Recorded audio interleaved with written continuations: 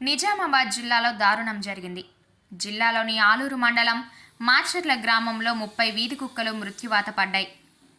కుక్కల మృతిపై పశువైద్య శాఖ అధికారులు మంగళవారం పోలీసులకు నివేదిక సమర్పించడంతో ఈ ఘటన వెలుగులోకి వచ్చింది. గత వారం కుక్కలను చంపి పూడ్చిపెట్టినట్లు సమాచారం.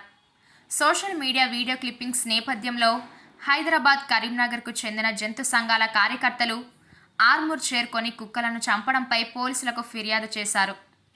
పోలీసులు, పశు వైద్య బృందాలు, జంతు కార్యకర్తల సమక్షంలో సోమవారం కుక్కల మృతదేహాలను వెలికితీసి నమూనాలను హైదరాబాద్లోని ఫారెన్సిక్ ల్యాబ్కు పంపారు. గ్రామంలో కొందరు కుక్క కాటుకు గురి కావడంతో స్థానికంగా భయాందోళనలు నెలకొనడంతో కుక్కలను చంపినట్లు సమాచారం. ఆలూరు మండల పశు వైద్య అధికారి మాట్లాడుతూ కుక్కలను 10 అడుగుల లోతులో పూడ్చిపెట్టినట్లు తెలిపారు.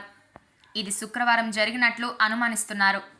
మృతదేహాల పరిస్థితిని బట్టి మరణానికి కారణమేమిటో వెంటనే చెప్పలేని పరిస్థితి. మహబూబ్ నగర్ జిల్లా అడ్డాకల్ పోలీస్ స్టేషన్ పరిధిలోని పొన్నెక్కల్ గ్రామంలో ఫిబ్రవరి 16వ తేదీన బైక్లపై వచ్చిన గుర్తు తెలియని దుండగులు నాటు తుపాకులతో 20 వీధి కుక్కలను కాల్చి చంపారు. తెల్లవారుజామున 1:30 ప్రాంతంలో ఈ ఘటన జరిగింది. మొత్తం 20 కుక్కలకు పోస్టుమార్టం నిర్వహించి నమూనాలను ఫారెన్సిక్ ల్యాబ్కు పంపినట్లు అడ్డాకుల ఎస్ఐ శ్రీనివాసులు తెలిపారు. సీసీటీవీ ఫుటేజీలను పరిశీలిస్తున్న పోలీసులు ఘటనకు సంబంధించిన సాక్షులను పరిశీలించారు. దీనికి తోడు రెసిడెన్షియల్ వెల్ఫేర్ అసోసియేషన్లు కుక్కలకు విషమిచ్చి చంపుతున్నట్లు వార్తలు వస్తున్నాయి.